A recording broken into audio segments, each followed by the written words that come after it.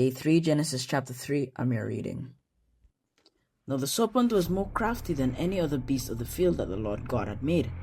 He said to the woman, "Did God actually say, 'You shall not eat of any tree in the garden'?" And the woman said to the serpent, "We may eat fruit of the trees in the garden, but God said, 'You shall not eat of the fruit of the tree that is in the midst of the garden, neither shall you touch it, lest you die.' But the serpent said to the woman, 'You will surely not die. For God knows that when you eat of it, your eyes will be opened, and you will be like God, knowing good and evil.'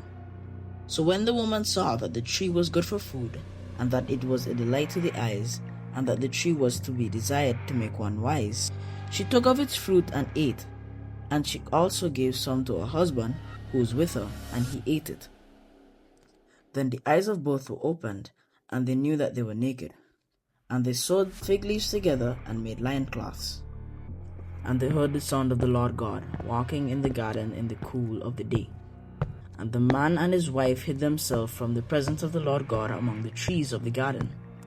But the Lord called to the man and said to him, "Where are you?"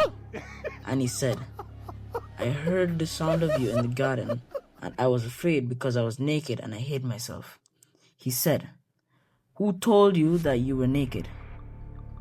Have you eaten of the tree of which I commanded you not to eat?" The man said, "The woman whom you gave to be with me, she gave me the fruit of the tree, and I ate it." Then the Lord God said to the woman, "What is this that you have done?"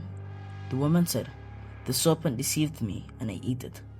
The Lord God said to the serpent, "Because you have done this, cursed are you above all livestock, and above all beasts of the field. On your belly you shall go, and dust you shall eat all the days of your life. I will put enmity between you and the woman, and between your offspring and her offspring. He shall bruise your head, and you shall bruise his heel." To the woman he said, "I will surely multiply your pain in childbearing. In pain you shall bring forth children. Your desire shall be contrary to your husband, but he shall rule over you." And to Adam he said, "Because you have listened to the voice of your wife, and have eaten of the tree of which I commanded you, you shall not eat of it. Cursed is the ground because of you.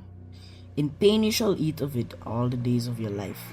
Thorns and thistles it shall bring forth to you, and you shall eat the plants of the field. By the sweat of your face you shall eat bread, till you return to the ground, for out of it you were taken, for you are dust, and to dust you shall return."